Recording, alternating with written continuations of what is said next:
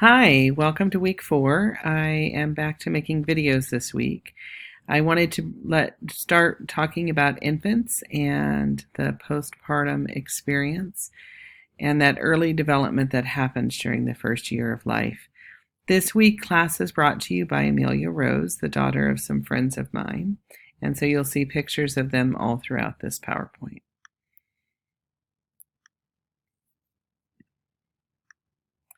So we're going to start at the beginning. I want to bring you back first to our focus families that we looked at during the first week of the semester, the Averys, the Gilberts, the Gibbs, and the Dossarkars. With the Averys, remember Lori and Mike were expecting their first child. They were both white. This was a planned child. Second family for Dad. Lori was a fundraising coordinator and Mike was a retired firefighter. Sorry, I should have changed that slide. With the birth, Kyra was born 1 week early. Lori did attend childbirth classes and breastfeeding classes. There were no major painkillers used. There was a doctor at the birth. Kyra was born in the hospital, 6 pounds 5 ounces, and her APGAR was 8. She was born in Denver, Colorado, and one of the things with the APGAR is that oxygen, sometimes there's some difficulties with oxygen levels when you're a mile high. And so the common phrase in the childbirth wards is that no baby gets an APGAR higher than 9 because of that. Mom is successfully breastfeeding, and Kyra regained all of the things that she needed within days and was a very healthy baby within the first week. The Gilberts, they adopted their first child. Remember, they were in their late 20s. They were married, middle class. Greg worked in HR, and Peter was a middle school teacher. These are stock photos, so forgive me if they don't look exactly like the photos before, but I just really loved this stock photo of the two dads welcoming their new baby and doing kangaroo care. We talked about kangaroo care when you did your interviews for the pregnancy discussion last week. The baby was born in the hospital. Her name is Alexandria. They held her first when she was 25 hours old. She was surrendered by the birth mother, and so they have very little information at this point about her health care or her prenatal care. The mom relinquished immediately after birth and did not want to have any details shared with the adoptive family. Birth was 17 hours long. They knew that much, and they knew that there was an epidural used. The child is white Latina. There are no health issues immediately that were identified at birth. Our third family was the Gibbs. Sarah was a single mom. She was Latina and white, 19 years old. Remember, this was an unexpected pregnancy. The birth father was not involved. She was in the process of moving from California to Texas while she was pregnant to live with her new boyfriend. She was lower income at the time and decided she would look for work when she got there. Her birth father lived in Texas and she was going to live near him for support. Her boyfriend did electrical work at that time during the day, but was studying to be a tattoo artist. So here's more details about her birth. Her boyfriend was present at the birth. The birth went very smoothly. It was 22 hours long. There were some painkillers used, including an epidural. Prenatal care was intermittent, but Jude appears to be healthy and the APGAR was 10, and she is bottle feeding. So our last couple, the Dossarkars, they were an Indian couple. Remember, Suchi was a doctor and Aminat was a computer engineer. They're very excited to have their first baby, be pregnant with their first child. They were in their 30s and they had recently come to the U.S. from India, and they were upper income. Their birth was a little different than the rest of them. This is the first surprise in all 4 of our families. At 7 to 8 months, I can't remember the exact fetal age, the test showed that the baby had been deprived of oxygen and might not live through the birth, and that there was likely to be brain damage. The doctor suggested a legal late-term abortion. They decided to keep the baby and proceed with the birth. The baby was born after a C-section. The doctor was afraid that the baby was brain dead by the tests that they were able to do through the uterus. The APGAR was very low. I don't have the exact number. The baby was sent to NICU for tests and observation and care. Suchi and Amin were not allowed to hold the baby due to emergency medical needs until a few days later, or a few weeks later. They've been told to prepare for Evan to not live more than a few weeks. So with all four of these stories we have looked at, I want you to think about what your predictions are and what your predictions were for the birth when we first looked at them.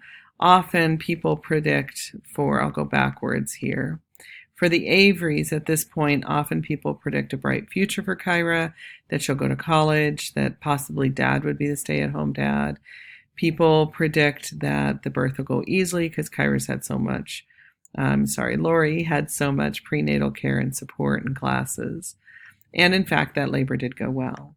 With the Gilberts, often the prediction once people hear about the birth is that they're not sure whether or not there were teratogens in the womb. We don't really know much about the baby's prenatal care or the birth experience. So there's a lot of information that Greg and Peter will find out as they get to know Alexandria and as she grows and develops. And then for Sarah, some people predict that the father, the boyfriend, may or may not stick around to be the father. They predict that Sarah will struggle financially, and her birth actually went really well, in part partly because of her age at the time. Then the Dasarkars, at this point, a lot of people predicted healthy, smooth pregnancy and childbirth because of the income and the professions of these parents. And so on the ground classes, when I have these discussions, those are some of the predictions that come out. And one of the reasons I do these focus families, and there'll be other surprises for the other three families later in the semester, is because we cannot predict the future of any baby. There is a lot of surprise in raising children, and it's not a smooth course all the time. So this is an opportunity to think about what predictions we make and where those come from, whether they come from the information we have in our heads about who people are, the stereotypes, or whether they come from a hope for the best outcome for babies. So in these first 2 years of life, and we're going to start looking at infancy today, children change drastically. This is the same child at 3 different points in his life, and you can see a huge change from that baby who's dependent on their parents to the toddler who's starting to discover the world, to the older toddler who's feeling more confidence in being able to explore. There's a lot of body changes that go with this period of time. Before the first year, the birth weight doubles by the 4th month and triples by the first year. There's substantial variation in babies, and so these are averages. We have to remember that as we're looking specifically at physical growth for children, there's a lot of averages, and so children fall all up and down that spectrum to reach that average. The typical newborn grows about 10 inches by age 1, and at birth, the average weight is about 7 pounds. Length is about 20 inches. So you can tell these are averages as you've listened to the birth stories of the families that you interviewed. These are, there were a lot of babies that were smaller and babies that were bigger. My own 2 babies were 7.5 pounds and 9 pounds, 2 ounces.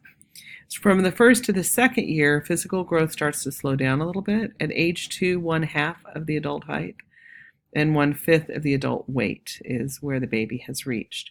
And so there's a lot of growth, but a lot of it is in the height, and it starts to slow down in that second year. So here's a chart that shows you the weight in pounds. I'll use the arrow here, showing from birth all the way up to 24 months. And you can see the change in girls and boys. The girls are the solid line, the boys are the dotted line. The dark blue is the 90th percentile babies. The brown is the 50th percentile babies. And the green is the 10th percentile babies.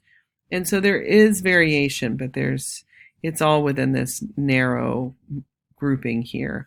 Those babies that are far below the 10th percentile are often struggling with some pretty serious health issues. So babies that are severely premature, things like that. And we had a couple of those stories in our pregnancy discussion last week as well.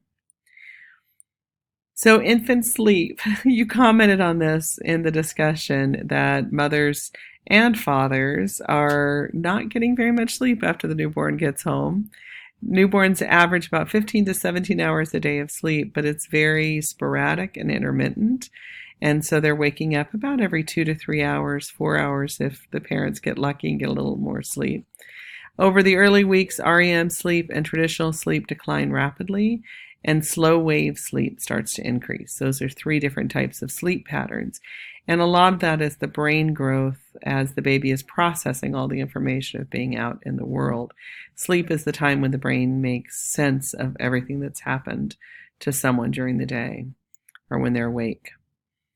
So individual differences are due to maturation, genes, environment.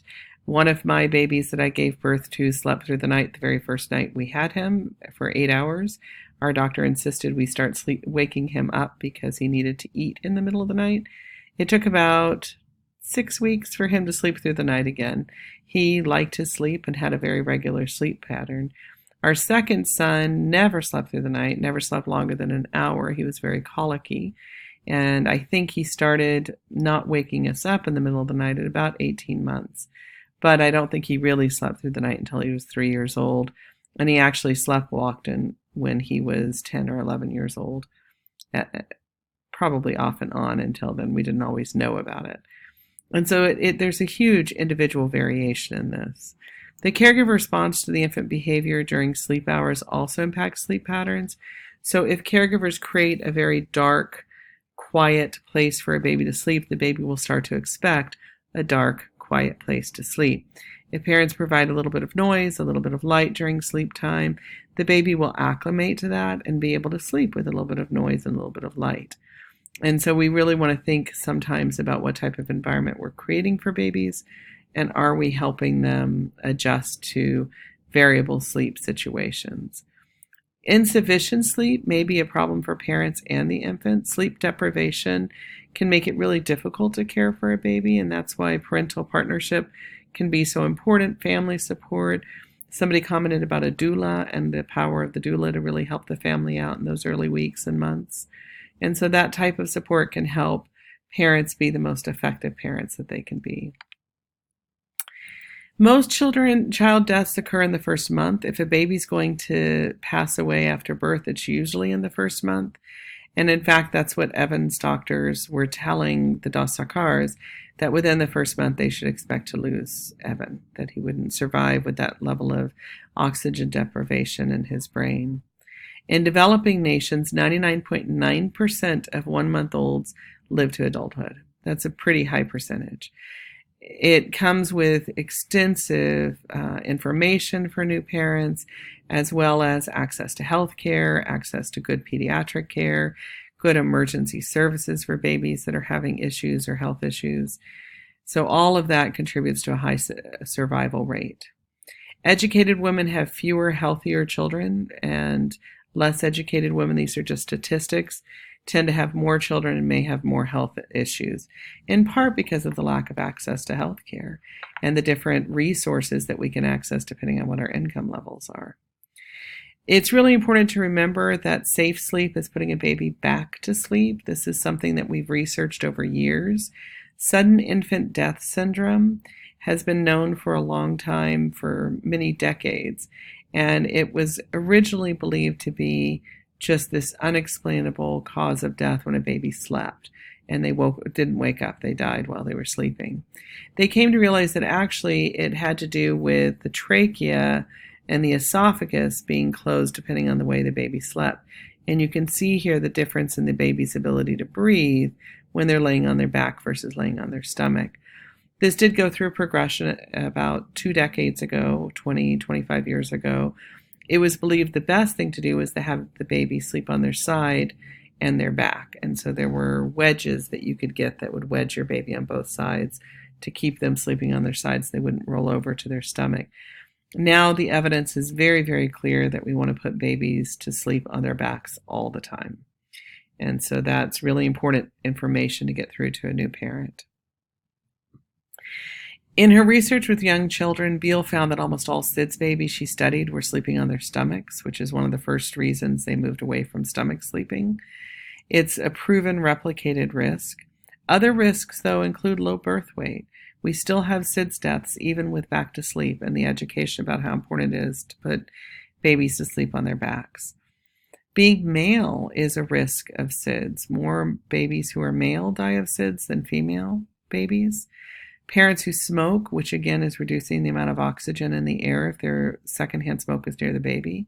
Soft blankets, pillows, bed sharing, all of those can create suffocation hazards, which can lead to SIDS. Reduced oxygen levels. Winter, where oxygen may be an issue as well, or cold weather. And there's a variety of abnormalities within babies' lungs and organs that can contribute to SIDS as well. Most SIDS victims have experienced several risk factors. So it's not just that they were on their stomach, there may have been other risk factors as well. So SIDS deaths per 100,000 live births in the United States, you can see here in 1978 that it was up around 150 out of 100,000 births. And in 1989, when we began to put babies to sleep on sides and stomachs and not on their, sides and backs and not on their stomachs, and that was my son, he rotated from the side to the back to the side, and we had wedges that helped him sleep, and that was the recommendation of the SIDS Foundation at the time. And you can see the drop in deaths from then until 2001, in the late 90s, early 2000s, the recommendation was always put them back to sleep. And that started in about 1998. That was my second son. Never on their sides, always on their backs, and take all soft blankets and pillows away. And you can see that reduction over the past 15 years. That goes down to about 50 deaths in 100,000. And so there's a lot we're learning about SIDS as we research. Co-sleeping and bed sharing can contribute to SIDS. Asian, Latin American, and African mothers worry more about separation, so there's more likely to be bed sharing and co-sleeping. In the U.S., we worry more about privacy and having sex with our partners, and so there's less bed sharing. Those are statistics that are found in surveys and research. There are pros to bed sharing and having the baby sleep in the same bed as you. Quick response time if you're a light sleeper and you know the baby is in distress or is hungry. It can also be related to increased response in attachment with the baby. So there are some devices that are created to create basically cradles or cribs right next to the parent's bed. There's definitely some cons. There's a higher risk of SIDS with co-bed sharing and later sleep pattern problems if babies have trouble sleeping away from their parents. But you can see here in this graph the number of parents that are co-sleeping, and here's the United States, with higher averages being in China, Indonesia, Japan, Philippines, Thailand, Taiwan, Vietnam, and so you can compare some of those numbers. We're going to go on to talking about the brain in the next video, so I'm going to stop this video in the interest of length, and then we'll start talking about the brain in the next one.